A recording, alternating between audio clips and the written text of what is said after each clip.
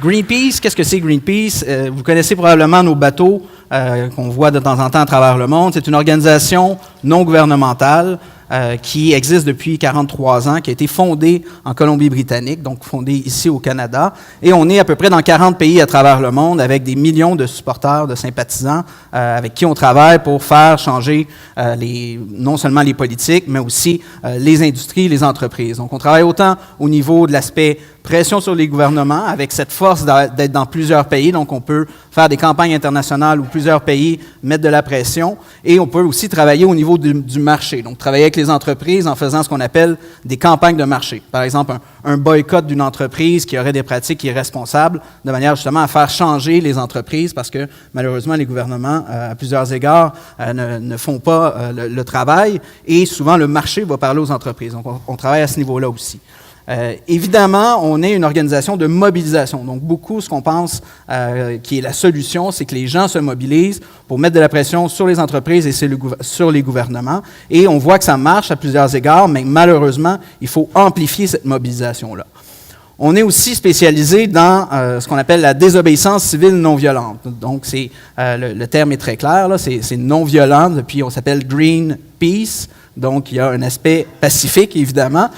Et pourquoi cette désobéissance civile non violente? Parce que ça permet, entre autres, de mettre de l'avant, par exemple, des situations, comme cet été, on est allé sur la tour du stade olympique pour décrier et dénoncer le fait que le gouvernement fédéral est prêt à mettre 15 milliards de dollars de notre argent, de l'argent des Canadiens, pour acheter un pipeline de sable bitumineux, Trans Mountain. Et il l'a déjà acheté, il a déjà mis 4,5 milliards de dollars. Donc, quand il y a des choses qu'on considère très importantes, bien, on fait ce genre d'activité-là, ce genre d'action pour, entre autres, permettre, par exemple, de percoler dans les médias, de percer les médias, mais de sensibiliser les gens le plus possible. On travaille aussi, Gabriel vous l'a dit, au niveau des scientifiques, au niveau des politiques publiques. Donc, moi, j'ai une maîtrise en sciences de l'environnement. Je travaille avec des collègues à travers le monde qui ont aussi des diplômes, que ce soit des doctorats ou autres, qui nous permettent d'avoir cette approche qui, malgré nos moyens d'action qui sont particuliers, soit entre autres la désobéissance civile non violente, mais on appuie ça également sur la science parce que la science est tellement claire qu'on a juste à se coller sur la science, puis ça parle et vous en aurez un bon exemple aujourd'hui. L'autre chose qui est importante à retenir de Greenpeace, c'est que, je vous disais qu'on est une organisation non gouvernementale, bien on est 100% indépendant. 100% indépendant, ça veut dire on n'accepte pas d'argent des entreprises, des gouvernements.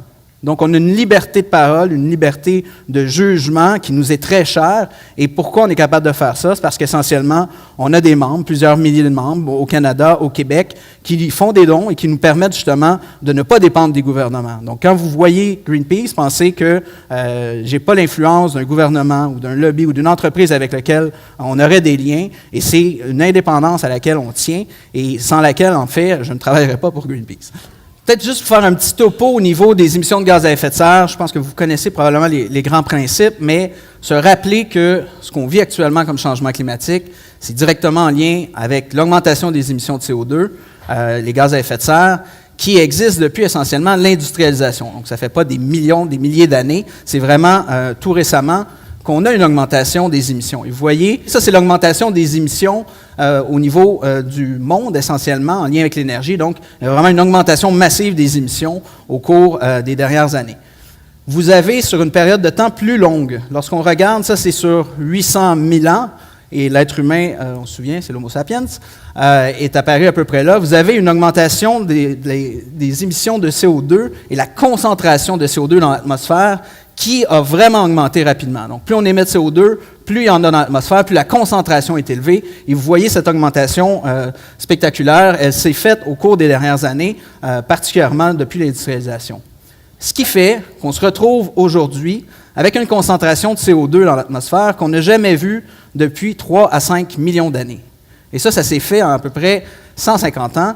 Donc, c'est majeur. Et juste pour vous donner la comparaison, quand il y a 3 à 5 millions d'années, on avait cette concentration-là, on parle au niveau le niveau de la mer était 10 à 20 mètres plus élevé. Donc, on est en train de rentrer dans une zone dangereuse où l'augmentation des émissions risque d'avoir des bouleversements climatiques catastrophiques un peu partout sur la planète.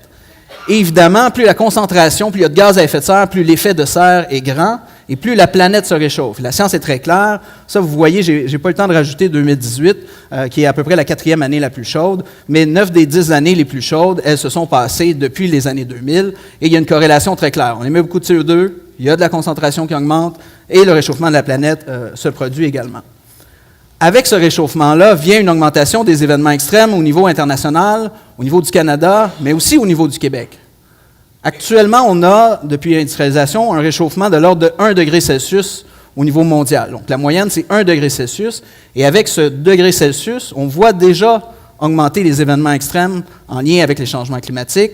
Et au Québec aussi. Pensez aux récentes inondations qu'on a eues, le Richelieu aussi. Pensez aux feux de forêt qu'on a eu récemment. Plus récemment encore, la canicule meurtrière de l'année passée, où on a eu quand même presque 100 morts. L'augmentation du niveau de la mer avec les tempêtes, par exemple, qui auront des impacts, entre autres, sur les côtes. On le voit déjà. Pensez à la Côte-Nord, à la Gaspésie et aux îles de la Madeleine.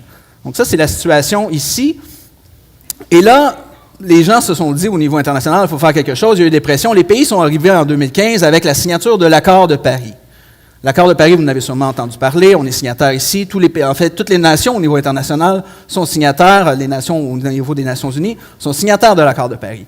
Et ce qu'il y a de particulier dans l'accord de Paris, c'est que pour la première fois, tous les pays s'engagent à réduire leurs émissions de gaz à effet de serre. Ça, on n'avait pas ça avant. Par exemple, la Chine n'avait pas d'objectif dans le protocole de Kyoto, les pays en développement non plus. Mais là, c'est la première fois qu'on a tous les pays qui s'engagent. Et ils s'engagent à limiter le réchauffement planétaire le plus possible à 1,5 degré Celsius. Donc, 1,5 degré Celsius, qu'est-ce que ça veut dire? Je vous reviendrai un petit peu plus loin sur les impacts. Mais en termes d'augmentation de l'action, en termes de rapidité, ça va très vite. Je disais, on est à 1 degré Celsius à peu près de réchauffement depuis l'industrialisation. Le 1,5, on risque de le passer d'ici quelques années, soit entre 2030 et 2052. Donc, ça s'en vient très rapidement. Et il y a une énorme différence entre 1,5 et 2 degrés Celsius. Donc, le dixième de degré supplémentaire, dans ce cas-ci le 5/10, il a beaucoup d'impact. On peut dire, c'est juste un 0,1 degré, mais non, vous allez voir les impacts un petit peu plus loin. Et comment on fait essentiellement pour limiter le réchauffement à 1,5 degré Celsius? Eh bien, on a les Nations Unies qui nous disent, bon, bien, si on veut se donner une chance raisonnable, il faut couper les émissions mondiales de moitié d'ici 2030. Donc, on a à peu près un petit peu moins de 12 ans pour couper de moitié les émissions de CO2 d'ici 2030. Et en 2050, il faut qu'on soit à net zéro émission. Donc, si on émet encore quelques émissions, si on brûle, par exemple, encore quelques hydrocarbures, bien, il faudra compenser, absorber du CO2 par des arbres, par exemple, par la forêt, pour être au total à net zéro émission. Donc, pas dans si loin que ça, là, 2050, c'est en à peine 32 ans. Donc, ça, c'est ce qu'il faut faire. Évidemment, il faut s'attaquer aux hydrocarbures, réduire au pétrole, gaz et charbon. Vous avez les pourcentages là d'ici 2030. C'est quand même des réductions majeures qu'il faut faire, à commencer par le charbon, qui est le plus polluant, mais les sables bitumineux et le pétrole vient rapidement par la suite. Quand on regarde d'une autre manière, ce que ça veut dire, c'est qu'on ne peut plus utiliser d'hydrocarbures d'ici 2050. Donc, c'est un virage majeur. Il faut remplacer par efficacité énergétique, économie d'énergie, énergie renouvelable. Et quand on regarde aujourd'hui, toutes les infrastructures qu'il y a en place au niveau pétrolier et gazier, mais il y en a déjà trop. Si ces infrastructures-là sont utilisées jusqu'à la fin de leur vie utile, on va émettre plus de CO2 que nous permet justement la limite du 2 degrés Celsius. Donc, ce qui nous amène à dire qu'on ne peut plus rajouter d'infrastructures pétrolières et gazières et charbonnières parce qu'il y en a déjà trop. Et même, il va falloir fermer des puits, il va falloir fermer les combustibles fossiles, les sources de combustibles fossiles les plus polluants, avant même d'exploiter au complet certains gisements. Donc, c'est un virage majeur qu'on n'avait pas vu avant. C'est un rapport spécial que l'ONU a commandé, qui est sorti au mois d'octobre dernier et qui faisait pour la première fois justement l'état de la situation sur qu'est-ce que ça veut dire 1,5 degré Celsius et qu'est-ce qu'il faut faire. Donc, on le sait ce qu'il faut faire. Maintenant, évidemment, on verra comment y arriver par la suite. Je vous parlais des différences entre 1,5 degré Celsius et 2 degrés Celsius. Essentiellement, si on regarde 1,5 degré Celsius, il y aura déjà des impacts majeurs. Déjà des impacts majeurs.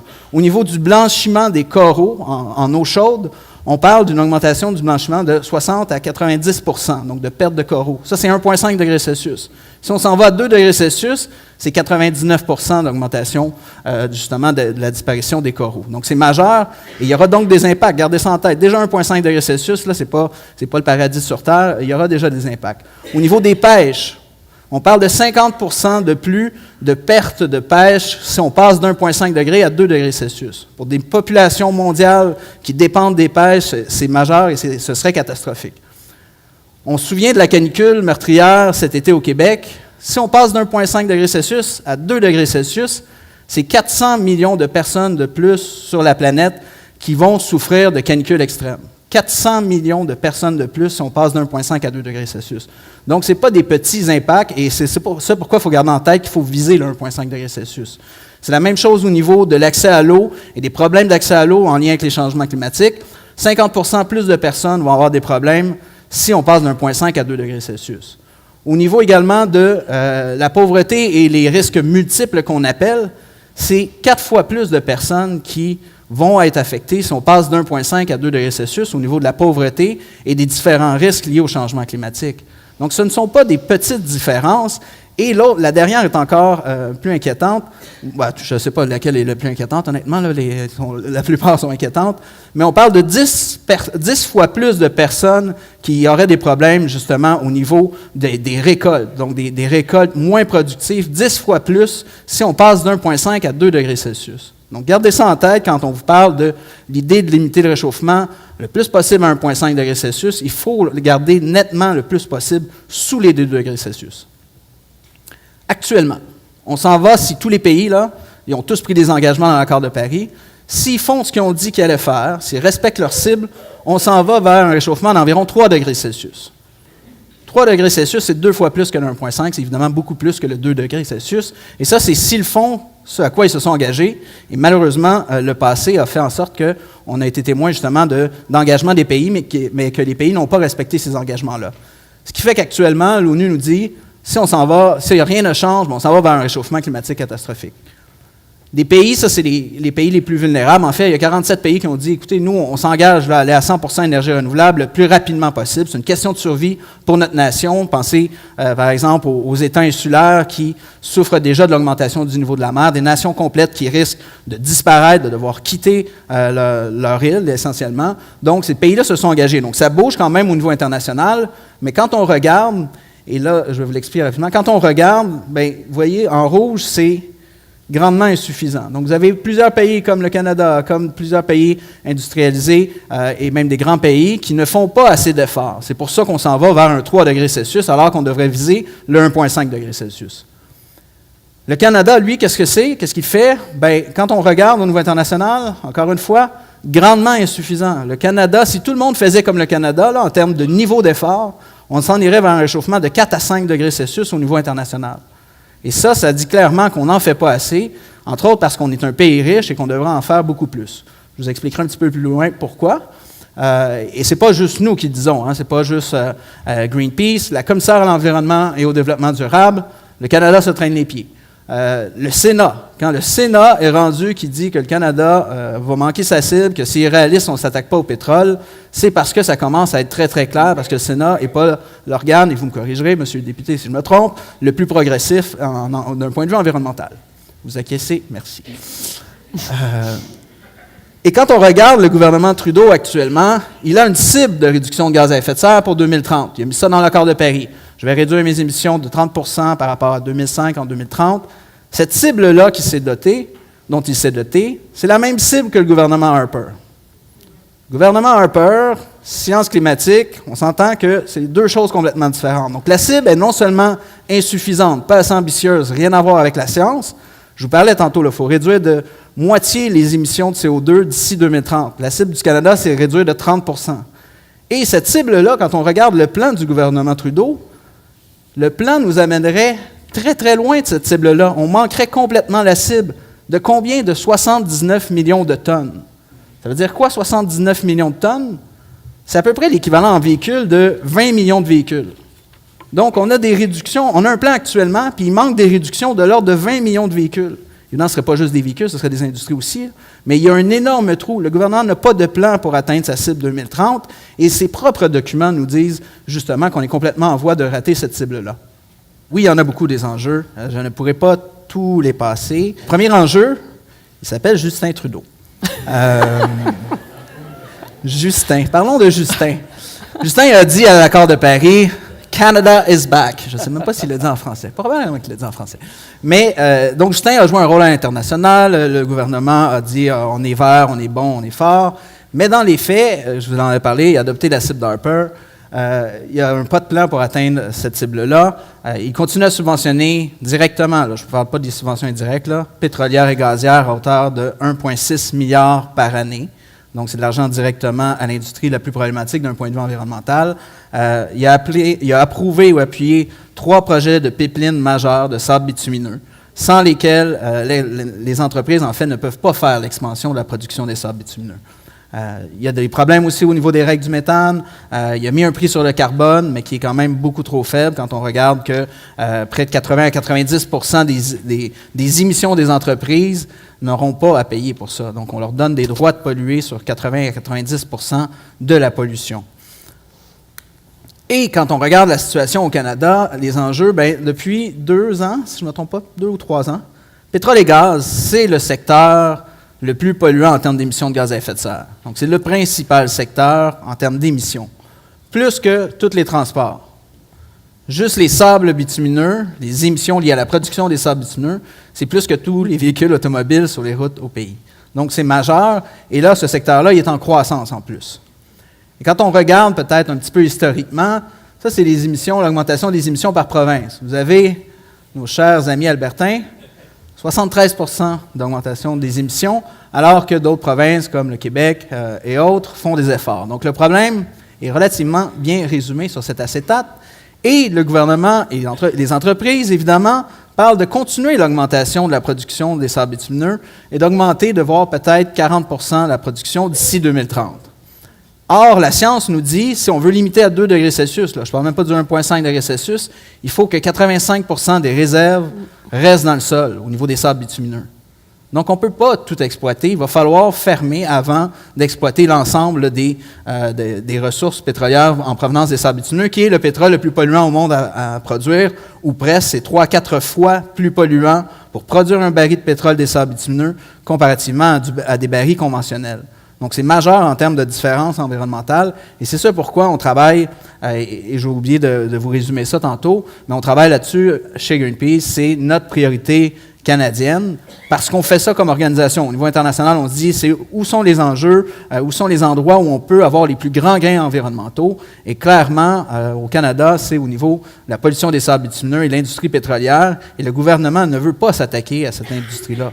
Ne veut pas s'attaquer, ne veut pas réduire la production. Et personne ici demande, en tout cas peut-être vous, là, mais personne demande qu'on ferme du jour au lendemain la production des sables bitumineux. C'est pas ça qu'on dit. On dit qu'il faut plafonner la production et rapidement la réduire, puis faire une transition, aider des travailleurs qui, justement, vont éventuellement perdre leur emploi, à se trouver d'autres emplois dans les domaines qui existent, qui sont là, comme le solaire, l'éolien, où il y a un bassin et un potentiel énorme au niveau de l'Alberta.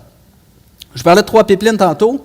Juste ces 3 pipelines-là, Keystone XL, Kinder Morgan, en fait, Kinder Morgan s'appelle Trans Mountain maintenant, là, qui a été acheté par le gouvernement, et la ligne 3 d'Enbridge, en termes d'émissions de gaz à effet de serre, ça c'est par année, regardez ça, l'équivalent de 5 millions de véhicules, un pipeline.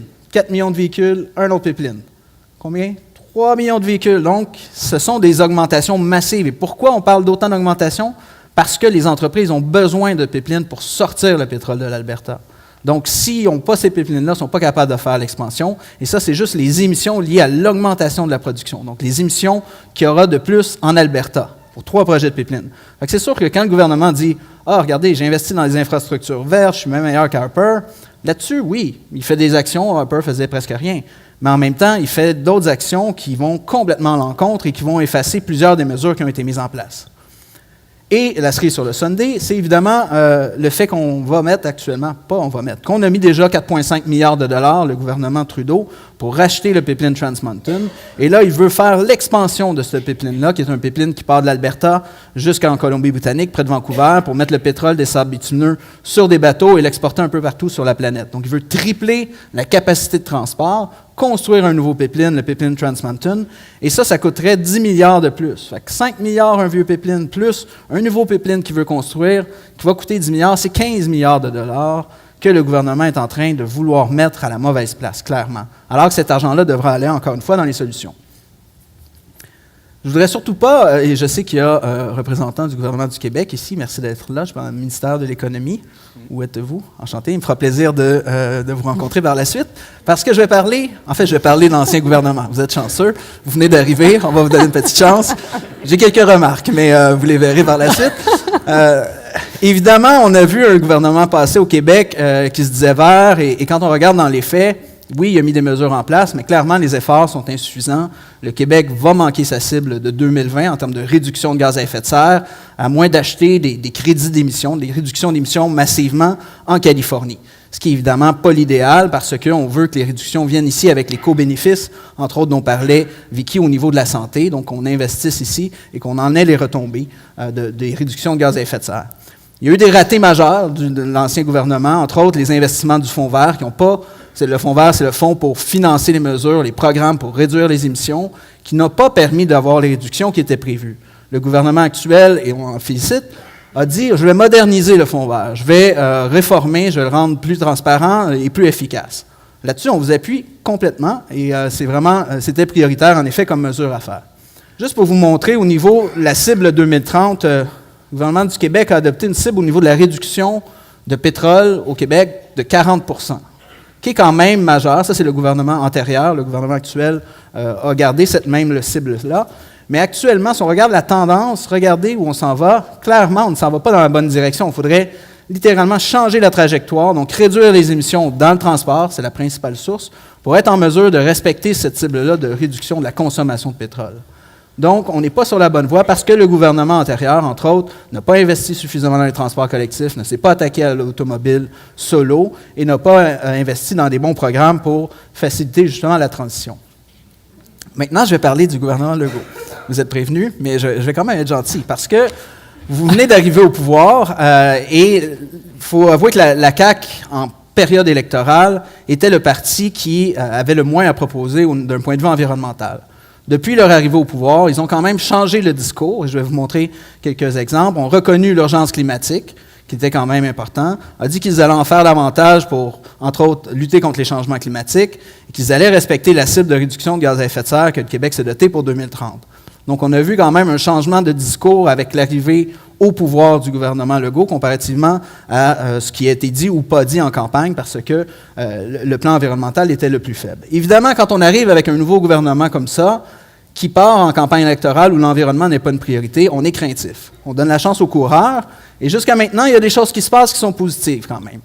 Au niveau d'Anticosti, le gouvernement a fermé la porte à l'exploitation pétrolière et gazière à Anticosti, et ça, c'est vraiment une bonne nouvelle, parce que, rappelez-vous, tantôt, je vous disais, on ne peut plus rajouter d'infrastructures pétrolières et gazières, on ne peut surtout pas se lancer dans des nouveaux gisements pétroliers et gaziers qui auraient été, entre autres, du schiste, à partir du schiste avec la fracturation. Donc, point très positif ici. Le gouvernement aussi dit non au niveau des gaz de schiste. Donc, la porte était encore ouverte. Et là, clairement, il a établi, M. Legault a dit, non, les gaz de schiste, oubliez ça, on n'y va pas. Donc ça, c'est clairement une bonne nouvelle qu'il faut saluer. Autre bonne nouvelle, un non catégorique au pipeline NRJS, le projet de pipeline de TransCanada, qui est un pipeline de sable bitumineux qui serait parti de l'Alberta, enfin, qui aurait passé par le Québec pour exporter. Donc le gouvernement s'est tenu debout face aux autres provinces, parce que les autres provinces poussent beaucoup, comme M. Trudeau, pour l'expansion de la production des sables bitumineux et ce genre de projet-là. Donc c'est tout à l'honneur du gouvernement. Par contre, il y a des incohérences actuellement avec le gouvernement, entre autres toute la dimension de l'expansion, l'élargissement du système autoroutier. Donc, davantage d'autoroutes, élargissement 13, 15, la 19, pensez également au 3e lien à Québec. Donc, si on doit réduire rapidement les émissions, on ne peut plus rajouter d'infrastructures qui vont mener à une augmentation de la consommation de pétrole, une augmentation de l'utilisation de l'auto-solo dans plusieurs cas. Et il faut plutôt investir justement dans les solutions qu'on connaît au niveau des transports collectifs, dans l'optique où on n'a pas assez d'argent, les systèmes craquent. Vous voyez, les métros à Montréal, il en manque énormément. En région, les systèmes de transport collectif doivent aussi être améliorés. Donc, d'avoir du financement dès le prochain budget qui va à la bonne place, soit, entre autres, beaucoup dans l'électrification des transports, mais encore plus dans les transports collectifs au Québec. Autre chose très inquiétante, un projet de gazoduc actuellement qui permettrait d'augmenter la production de gaz dans l'Ouest canadien, qui passerait par le nord du Québec, qui se rendrait au Saguenay, où le gaz naturel serait liquéfié, mis dans des bateaux et exporté en Europe et en Asie, ou un petit peu partout à travers le monde, une fois qu'ils ont accès, évidemment, on part. Donc, évidemment, si le Québec devient la voie de passage d'un projet qui va faire en sorte qu'on va augmenter la production de gaz non conventionnel par fracturation et qu'on peut permettre de traverser ça, en plus, à travers l'habitat essentiel du beluga dans le Saguenay, qui est une espèce en voie de disparition, on s'en souvient, eh bien, c'est un projet qui n'a aucun sens. Vous ne pouvez pas dire on va réduire nos émissions au Canada et permettre une augmentation du secteur pétrolier et gazier, surtout qu'on parle de gaz non conventionnel. L'autre chose inquiétante, ce sera, et ça a été lancé le 2 janvier en passant par l'entreprise, là, on parle d'exploitation potentielle à Galt, près de Gaspé. Donc, évidemment, dans l'optique, il faut qu'on sorte du pétrole, se lancer dans l'aventure pétrolière pour en termes de pourcentage, c'est infinitésimal. Je pense que c'est 60 jours de consommation de pétrole au Québec, là, ce qu'on consomme. Ce qu'il y aurait à Galt, c'est l'équivalent de 60 jours à peu près de notre consommation. Donc, pour quelques jours de consommation de pétrole, on risquerait de souiller la Gaspésie et on se lancerait dans le pétrole alors qu'il faut absolument qu'on s'en sorte. Donc, ça, c'est un autre problème majeur. Et l'autre problème majeur potentiel, c'est l'utilisation du gaz naturel. Parce qu'au Québec, par exemple, il y a encore plein de choses là, qui se construisent aujourd'hui, des bâtiments, des condos, des résidences, des entreprises, où c'est alimenté par le gaz naturel. Le gaz naturel, au Québec, vous n'aurez pas les chiffres par Énergir ou Gaz Métro, parce qu'ils ne veulent pas les dire, mais c'est à peu près 70% du gaz aujourd'hui qu'on consomme qui est du gaz de schiste qui provient des États-Unis. Donc, ce n'est plus du gaz naturel conventionnel, c'est du gaz non conventionnel, c'est du gaz de schiste. On s'est battu au Québec contre le gaz de schiste et là, il y a des projets sur la table d'augmentation de la consommation de gaz, entre autres IFCO, une usine de fabrication d'urée à Bécancour. Vous avez également le gazoduc dont je vous ai parlé, mais vous avez plein de gaz qui peut être utilisé pour faire la transition. Mais la transition, il faut qu'elle se fasse avec les énergies renouvelables, avec l'électrification au Québec, pas avec le gaz de schiste. Donc, on verra le gouvernement où il ira par rapport aux différents projets et par rapport au gaz naturel. Mais l'ancien gouvernement, dans la stratégie énergétique qu'il a adoptée, le gouvernement libéral, il n'y a rien sur le gaz naturel pour la réduction. Au contraire, il envisageait une augmentation de la consommation du gaz au Québec. Et clairement, ça n'irait pas dans la bonne direction. Il voulait s'attaquer au pétrole, mais utiliser du gaz naturel de plus en plus. Et ça, si on fait ça, évidemment, on va s'enchaîner dans un mode économique, dans une société, parce que les infrastructures qu'on met en place, elles restent longtemps en place, et les entreprises veulent les rentabiliser jusqu'à la fin de leur vie utile, évidemment.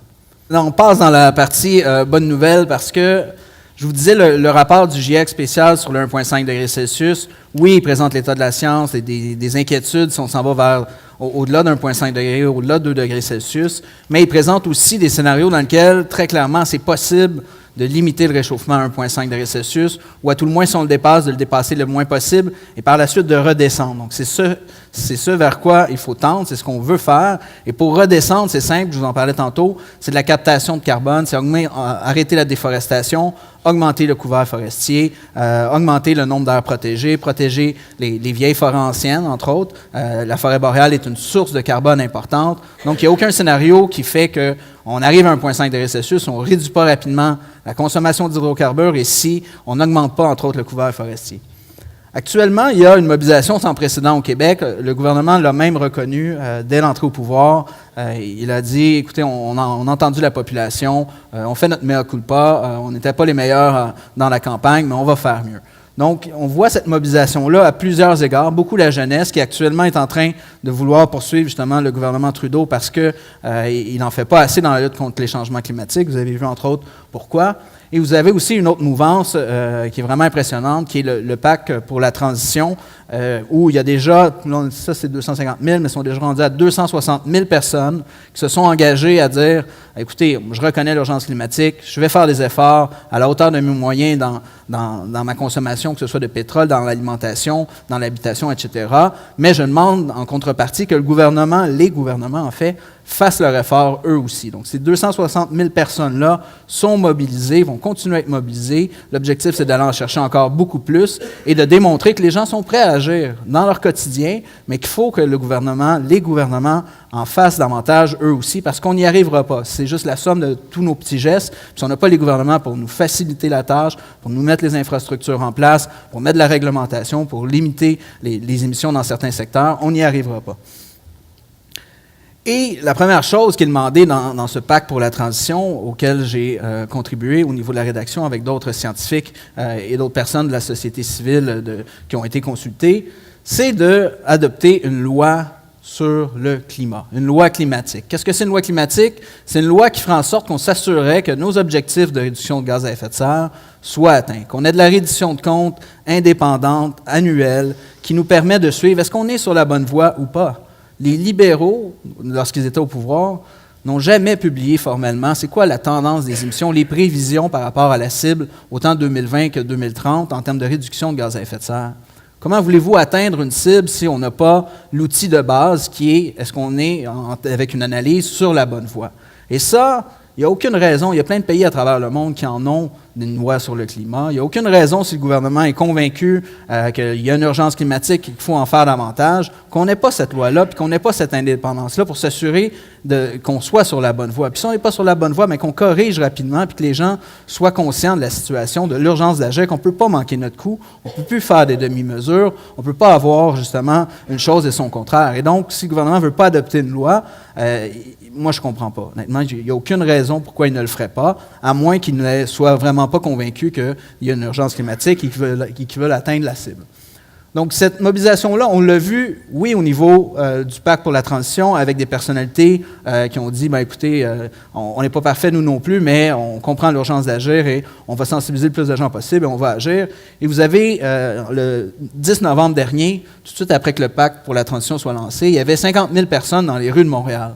3 représentants, d'ailleurs, du gouvernement nouvellement élu étaient présents. Et ça, je pense que ça faisait partie des gestes d'ouverture de la part du gouvernement. Mais quand vous avez 50 000 personnes qui sont dans la rue, et ça a été organisé par des citoyens, hein, ce sont des citoyens qui ont organisé des manifestations à toutes les fins de semaine pendant la campagne électorale pour dire on veut entendre parler d'environnement et de climat. Et la dernière, c'était 50 000 personnes à Montréal. C'était la plus grande manifestation en environnement qu'on a eue au Québec depuis 2012. Et c'est des citoyens, encore une fois, ce n'est pas Greenpeace qui a organisé. Évidemment, on parle à ces gens-là, on tente de les aider parce qu'on a de l'expertise dans le domaine, mais ça reste extrêmement impressionnant et inspirant de voir ces citoyens-là qui s'appellent maintenant « La planète s'invite au Parlement ». Donc, vous pouvez aller visiter sur leur site Internet. Et ils planifient d'autres activités, évidemment, dans les prochains mois et semaines. Autre chose intéressante qui se passe au Québec, il y a des gens, et c'est des dizaines de personnes dans chacune des municipalités, qui investissent et qui vont dans leurs conseils municipaux pour demander que leur municipalité adopte une déclaration d'urgence climatique. Une déclaration d'urgence climatique qui est quand même assez, en termes de libellé, je vous dirais, elle est quand même assez frappante. Et là, au Québec, on a plus de 200 municipalités qui représentent plus de 5 millions de Québécois qui ont adopté cette déclaration d'urgence climatique. Donc, évidemment, une fois qu'on adopte une déclaration ou qu'on reconnaît l'urgence, bien là, ça prend des plans, ça prend de l'action, ça prend du concret. Donc, les citoyens sont en train de travailler à pousser leurs gouvernements locaux partout à travers le Québec. Et ça, c'est un phénomène vraiment impressionnant qui a fait boule de neige à peine dans les quelques derniers mois. Maintenant, parlons de solutions un peu plus concrètes. Évidemment, au Québec, quand on a 45% des émissions à peu près qui proviennent du secteur des transports, il faut prioriser le transport collectif. On le sait d'un point de vue économique, on fabrique des autobus, on fabrique des trains, on fabrique des métros. Non seulement on les fabrique, mais on a tout à gagner à développer le transport collectif d'un point de vue économique, mais d'un point de vue aussi santé, d'un point de vue productivité, d'un point de vue stress de la population, etc. Donc, gardez en tête que c'est la priorité, mais ce n'est pas applicable partout. C'est ça la réalité aussi. Là, vous avez près de 6 500 000 véhicules légers enregistrés au Québec. Donc, il y aura des gens qui vont avoir besoin quand même de véhicules, mais il faut prioriser les transports collectifs. Et ça, je pense qu'en termes de banlieue, entre autres, on parlait de l'étalement urbain actuellement, on le voit dans la Naudière avec, il n'y a pas de système de train et aucune raison pourquoi il n'y a pas un train qui se rend à l'Assomption et qui va plus loin, qui permettrait aux voyageurs justement d'utiliser le transport collectif avec un métro qui est quand même plein actuellement. Donc, si on n'investit pas dans nos infrastructures, bien, malheureusement, on voit ce qui arrive actuellement. Ils sont pleins, ils craquent, le service n'est pas assez compétitif et les gens restent dans la voiture aux dépens justement des transports collectifs. Il y aura quand même des possibilités, et ça c'est assez impressionnant. Écoutez, à toutes les 5 semaines, je pense, en Chine, c'est 9 000 autobus électriques qui sont mis sur la route. Donc, il y a des solutions actuellement. Il y en a. On pourrait électrifier et penser aux 15 milliards de dollars que M. Trudeau a décidé de mettre dans des pipelines. On pourrait électrifier toute la flotte de véhicules de tout le Canada avec ces 15 milliards de dollars-là. Donc, il faut voir aussi ce qui se passe au niveau technologique et développer cette expertise et les secteurs économiques liés à la fabrication de ces véhicules-là. On en fabrique des véhicules au Québec, des autobus, entre autres. Pas de raison pourquoi on ne serait pas capable de prendre le virage électrique. À ça s'ajoute évidemment, c'est pas juste des véhicules, là, ça prend de l'aménagement urbain qui a de l'allure pour faciliter le transport actif à la base, donc que vous soyez capable de vous déplacer de manière agréable pour vous rendre au travail, et en complémentarité, que ce soit le transport actif en vélo, avec les autres services, la mobilité durable. Le CRE fait beaucoup de travail ici, le Conseil régional de l'environnement, sur la mobilité durable. Donc c'est vraiment un enjeu majeur que dont les municipalités doivent se saisir et développer des plans en ce sens. Le gouvernement Legault a dit la semaine passée qu'il allait continuer à travailler avec la politique de mobilité durable qui a été mise en place par l'ancien gouvernement à la toute fin de son mandat. Donc, ça a pris 4 ans à peu près aux libéraux provinciaux à arriver avec un plan de mobilité durable. Avant, on n'en avait pas. Donc là, il y en a un. Il n'est pas parfait, mais clairement, le gouvernement a décidé de travailler avec et ça, c'est une bonne chose. Il va falloir aller plus loin, évidemment, parce que le plan n'est pas complet, il ne nous permet pas d'arriver à nos objectifs, mais au moins, on a un signe positif en ce sens-là.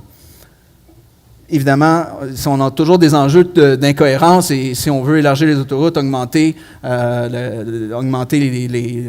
troisième lien à Québec, etc., il faudra nous montrer comment ça peut cadrer avec notre vision, une vision de mobilité durable et nos plans. Et pour l'instant, tous les experts disent que c'est la pire des choses à faire que d'augmenter l'offre routière. Vous allez avoir de la congestion quelques années après, puis on va revenir au même point, mais avec plus de chars sur les routes.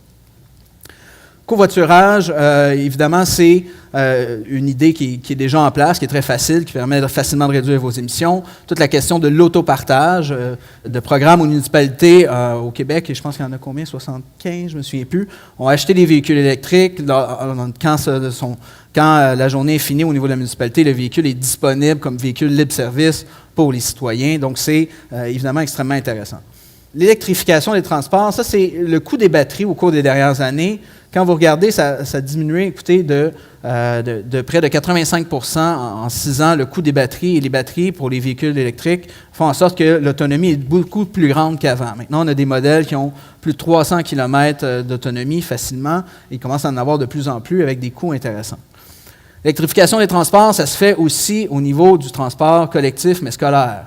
Il n'y a pas de raison pourquoi au Québec, on ne serait pas capable d'électrifier nos autobus scolaires le plus rapidement possible. Au contraire, on aurait tout à gagner. Et je pense que ce serait un geste vraiment intéressant pour l'économie parce que cet autobus-là, qui est super avant-gardiste, bien, il est fabriqué au Québec, l'autobus Sillon. Il commence même à fabriquer maintenant des véhicules de transport de marchandises qui fait en sorte qu'on pourrait être avant-gardiste, développer des créneaux, encourager une industrie et des entreprises du Québec et améliorer nos conditions de vie et la qualité de l'air. Quelque chose à garder en tête parce que vous avez vu ou peut-être entendu beaucoup de critiques sur les véhicules électriques. Je ne suis pas en train de dire qu'il n'y a pas de problème à produire un véhicule électrique. Oui, il y en a des impacts. Par contre, quand on compare avec un véhicule à moteur, bien, clairement, le véhicule électrique est beaucoup plus avantageux. Et ça, quand vous regardez les études, 4 des 5 critères qui ont été analysés par Hydro-Québec, qui a commandé des études là-dessus, entre autres, eh bien, disent que le véhicule électrique est plus intéressant. Au niveau des gaz à effet de serre, là je parle juste gaz à effet de serre, CO2, changement climatique. Sur 150 000 km, c'est 65 % moins d'émissions un véhicule électrique quand on regarde toute l'analyse du cycle de vie. Donc la production du véhicule, l'utilisation, le recyclage, le véhicule électrique est 65 % moins polluant après 150 000 km, comparativement à un véhicule à moteur. Sur 300 000 km, c'est 80 % moins polluant un véhicule électrique qu'un véhicule à moteur. Donc quand on a une urgence climatique, puis on a ces chiffres-là, clairement, et c'est la même chose même dans le monde. Hein. Si vous regardez, même en Chine, les véhicules électriques, même s'ils ont beaucoup de charbon pour produire l'électricité, ils sont plus intéressants que les véhicules à moteur d'un point de vue changement climatique. Donc ça, c'est important d'enlever le mythe que le véhicule électrique est plus polluant qu'un véhicule à moteur. C'est pas vrai. Est-ce que c'est vert? Est-ce que c'est parfait? Clairement pas. Est-ce qu'il y a du travail à faire sur les mines, sur les métaux rares? Oui, il y a beaucoup de travail à faire pour améliorer plein de choses dans la production des véhicules, dans le recyclage, mais ça se fait de plus en plus au niveau des batteries, entre autres. Il faut se rendre à l'évidence d'un point de vue climatique. Il n'y a pas de questionnement. Ça, c'est Nordresa. à Laval, ils fabriquent des véhicules de transport de marchandises qui permettraient, sont 100% électriques et qui font déjà, d'un point de vue compétitif, avec des véhicules normaux. Donc, pensez à toutes les flottes municipales, pensez à toutes les flottes, justement, de transport de courte distance qui se fait beaucoup. Il y a du potentiel, puis il y a des entreprises québécoises qui se positionnent là-dedans et avec différentes utilisations qui pourraient se faire au niveau du transport, autant scolaire, évidemment, qu'ambulance ou autre. Les pick-up, les fameux pick-up. Il y a des gens qui ont besoin de pick-up, ça je le respecte. Des gens qui ont des pick-up, mais qui n'en ont pas besoin, ça c'est moins bon pour l'environnement, disons ça comme ça.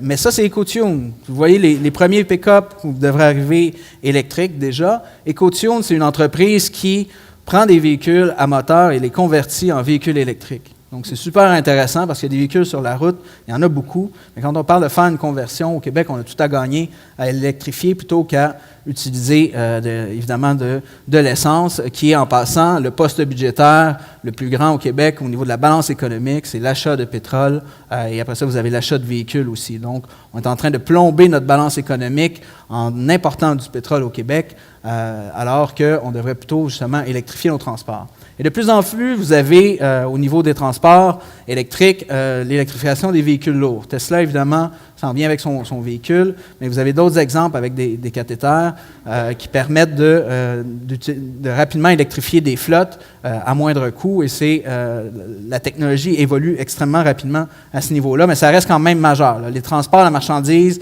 ça reste une augmentation d'émissions quand même significative qu'on a au Québec. C'est la même chose que dans les transports individuels. Donc, toute la question de consommation aussi, il faut se poser la question. On ne va pas juste électrifier, il faut peut-être, non pas il faut peut-être, mais actuellement, si tout le monde dans le monde consommait comme les Québécois, ça prendrait 3 planètes Terre pour subvenir à nos besoins. Fait qu'on consomme trop. 3 planètes Terre, c'est quand même loin d'une planète, là. On a juste une planète.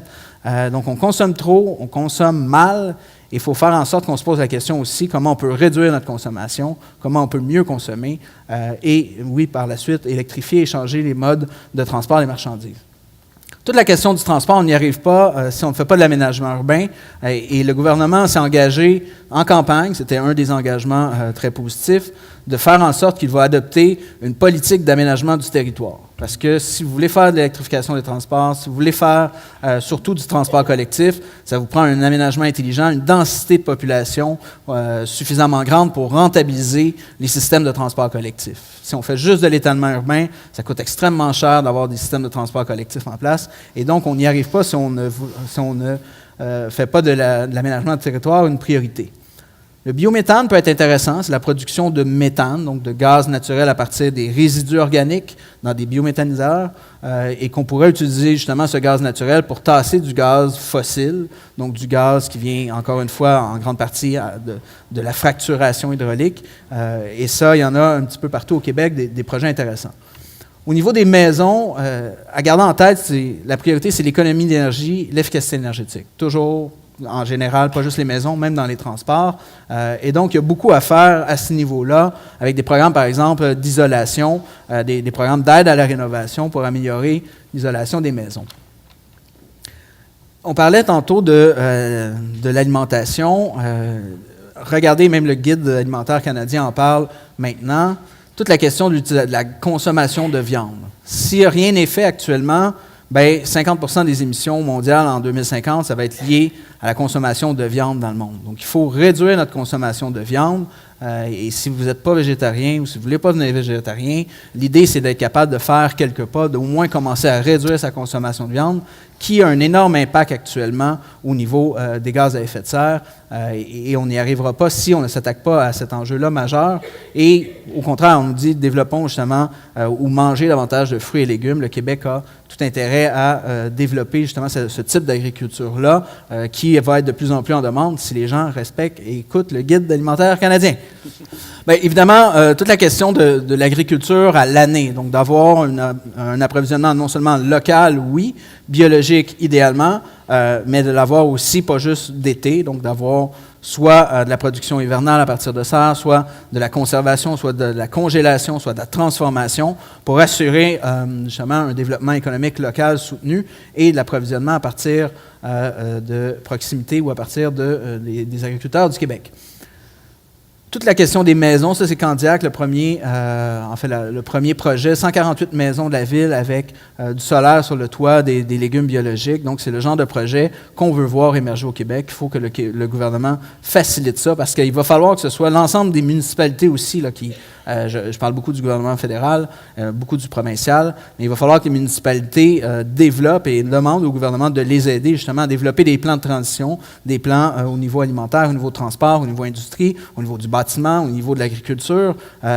Donc, c'est l'ensemble des secteurs. Ce n'est pas juste un secteur. L'effort, vous l'avez vu là, à faire, il est majeur et on n'y arrivera pas si on ne s'attaque pas à tous les secteurs. Évidemment, toute la construction, l'utilisation du bois, donc la transformation du bois, également l'utilisation de toits végétales, l'utilisation que ce soit pour la culture ou que ce soit tout simplement pour réduire justement les îlots de chaleur en ville. Ce sont des projets qu'on voit arriver de plus en plus, avec au Québec la géothermie qui peut être intéressante en termes d'économie d'énergie. C'est des systèmes géothermiques qui vous permettent d'économiser, par exemple, 2/3 de votre consommation au niveau du chauffage, donc de réduire votre chauffage. Elle peut permettre de la climatisation aussi. Vous avez, ça c'est le toit solaire de Tesla. Donc, le solaire au Québec n'est pas nécessairement compétitif actuellement, mais pourrait l'être parce que ça coûte de moins en moins cher de produire des panneaux solaires. Hydro-Québec parle de 2023 environ, l'année où ce sera intéressant le solaire comparativement au prix de l'électricité. Autre chose à faire, évidemment, c'est d'arrêter de financer le problème.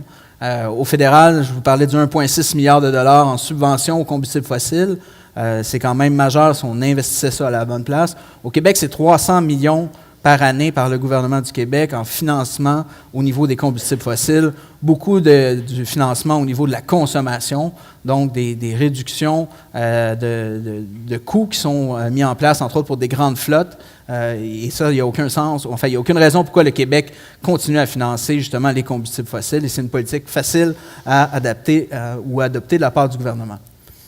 En termes de mobilisation, je vous termine peut-être sur cet aspect-là, parce que je pense que oui, on va tous travailler dans nos municipalités, tous travailler dans notre vie de tous les jours à réduire nos émissions, mais il faut également s'assurer que les gouvernements supérieurs nous aident dans la lutte contre les changements climatiques. Et vous avez un mouvement de grève mondial actuellement de la part d'étudiants. 35 000 personnes en Allemagne il y a quelques jours. La même chose en Belgique. Ce sont des étudiants qui font la grève, qui sortent des cours et qui disent « Moi, ça ne me donne rien d'aller à mes cours si on est en train de bousiller la planète. » Et les gouvernements doivent agir. Donc ça, ce mouvement-là, il y a une grève mondiale qui est lancée. Le 15 mars, il y aura une journée mondiale justement de grève et on le voit de plus en plus. Et on l'entend de plus en plus de la part des étudiants qui, avec raison, des élèves qui sont préoccupés par leur avenir et qui voient actuellement que les gouvernements ne prennent pas au sérieux la crise climatique. Je vous fais ma petite pub Greenpeace, mais allez sur notre site, section bénévole, Agir. Si vous ne savez pas quoi faire, vous pouvez aller là et on vous tiendra au courant pour organiser, par exemple, des manifestations comme ça, comme on fait. Ça, c'était à Québec, 25 000 personnes qui étaient dans la rue en 2015, justement, pour demander de l'action climatique.